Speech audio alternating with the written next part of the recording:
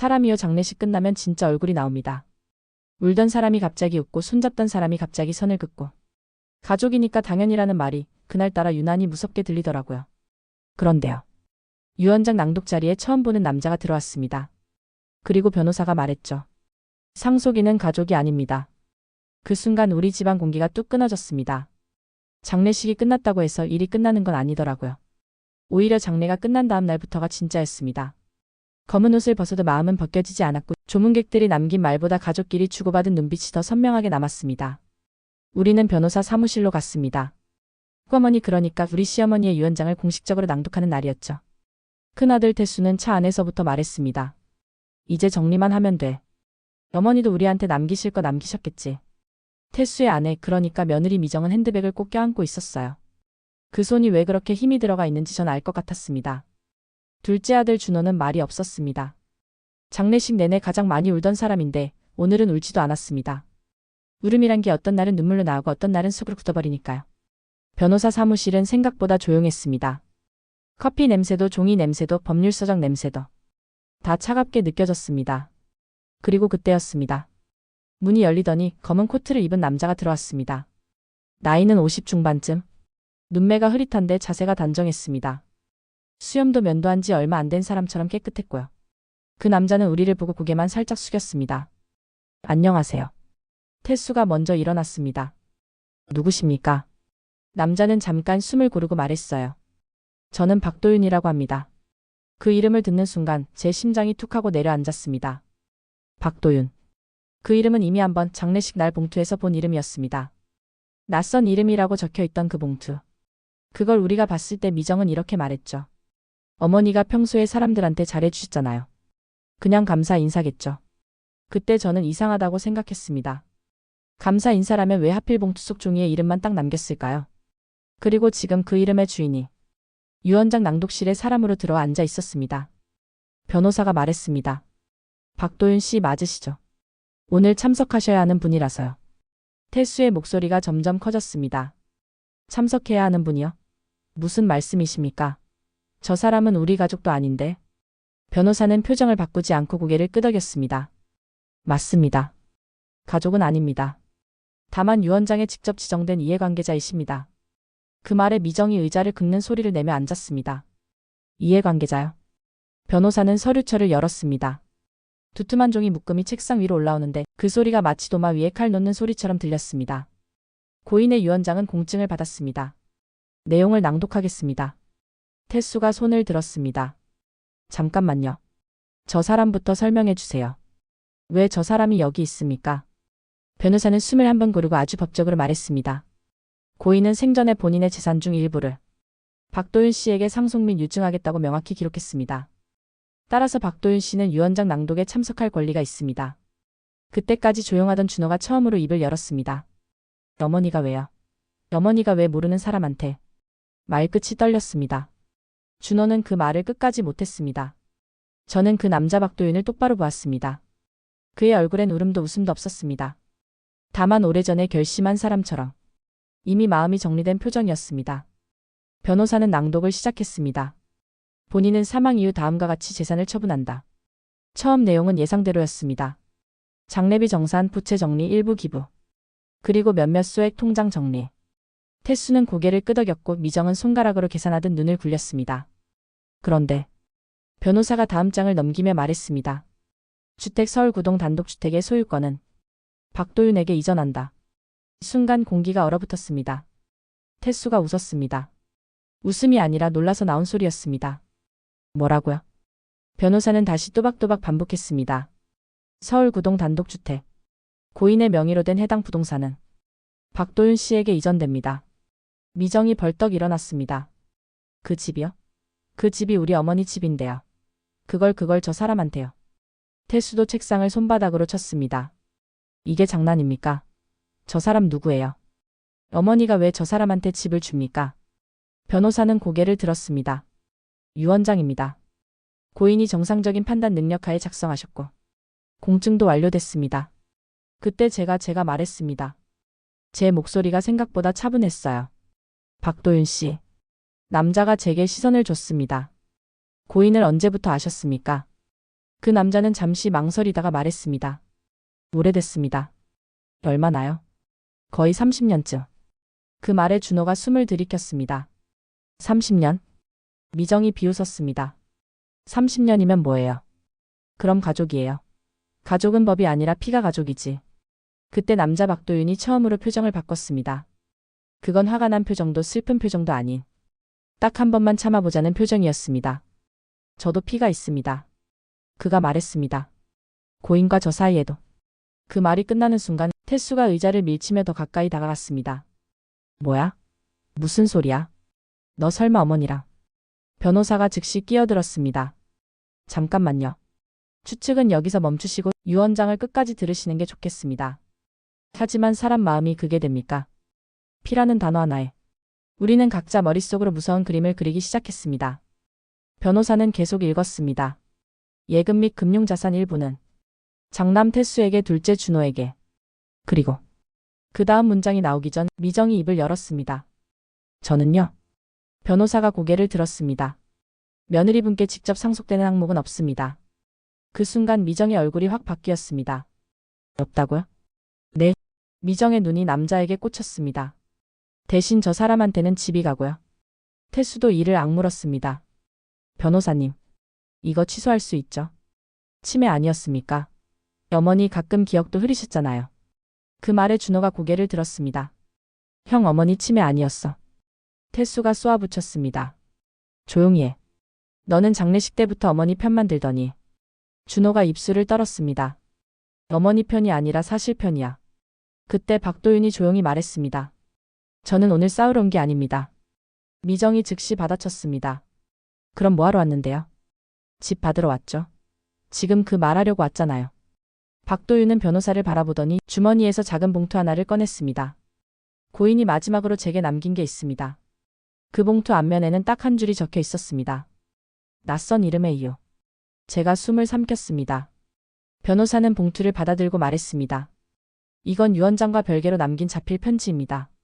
고인의 의사로 보관하던 문서 중 하나입니다. 태수가 손을 뻗었습니다. 그거 내놔요. 변호사가 단호하게 말했습니다. 낭독은 제가 합니다.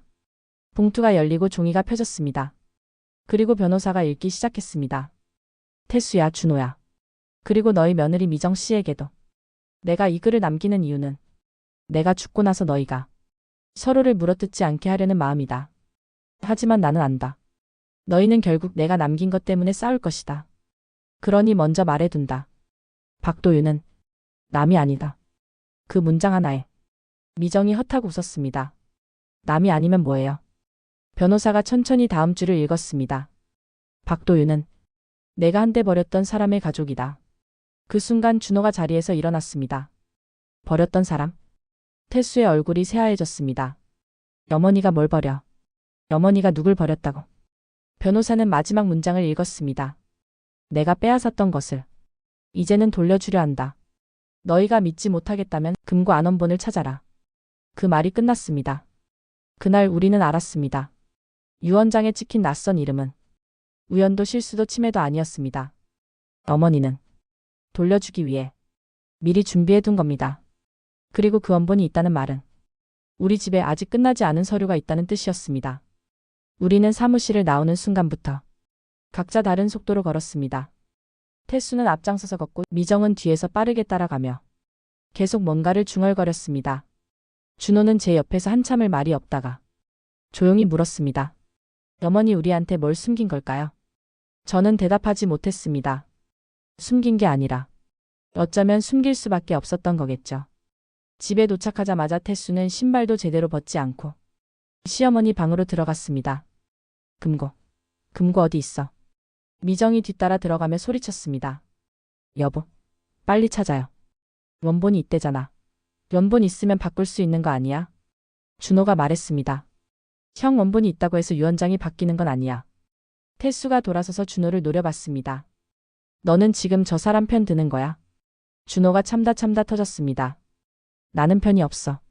나는 그냥 어머니가 왜 그런 선택을 했는지 알고 싶은 거야. 그때 제가 말했습니다. 그만해. 태수와 준호가 동시에 저를 봤습니다.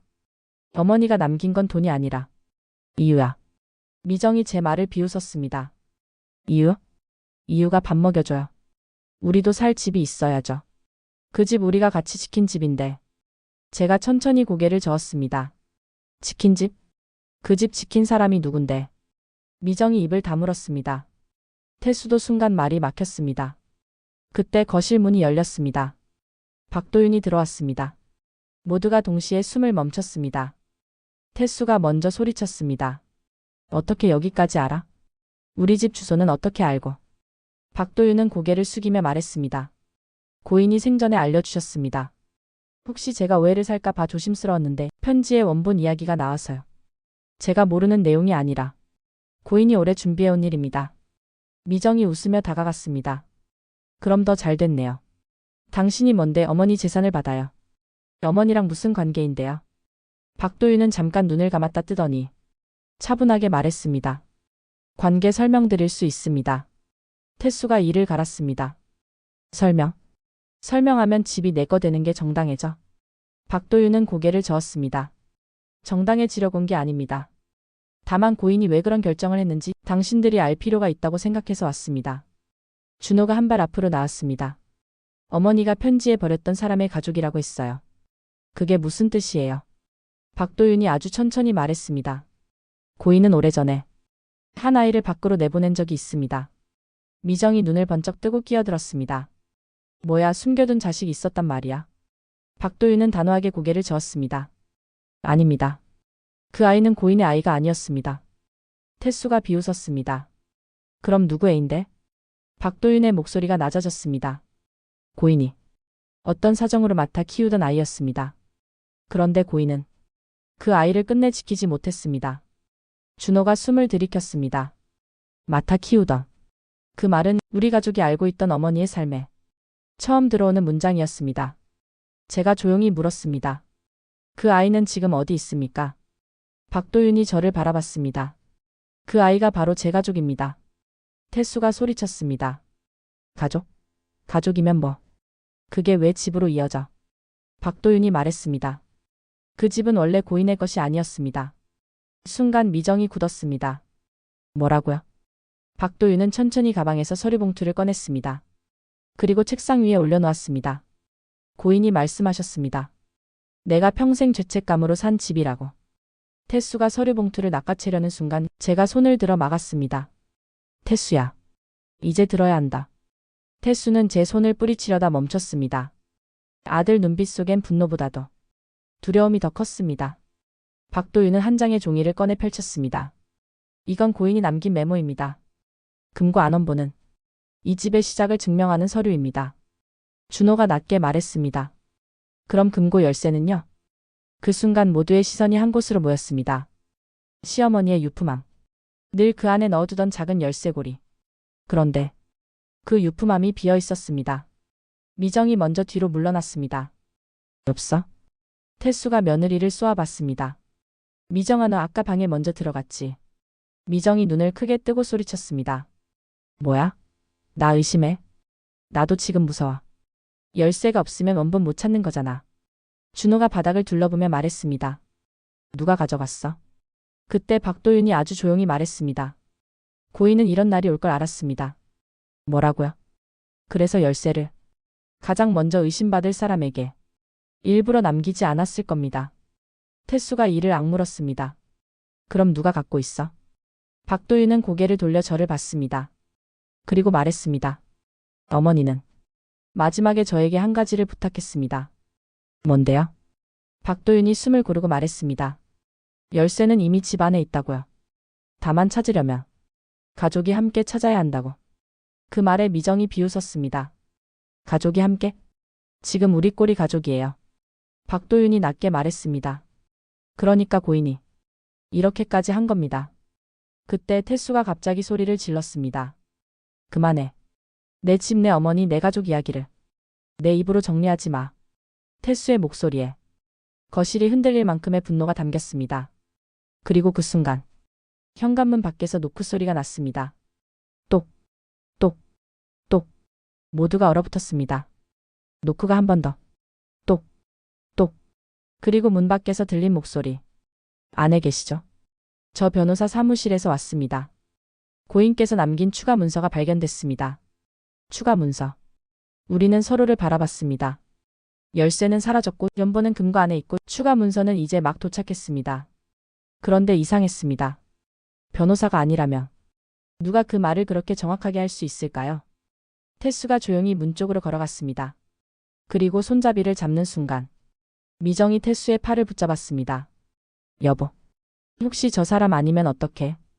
태수의 손이 떨렸습니다. 문이 열리려는 그 찰나 제 심장도 같이 열리는 것 같았습니다. 밖에 서 있는 사람이 진짜 변호사 쪽일까요? 아니면 원본을 노리는 사람일까요?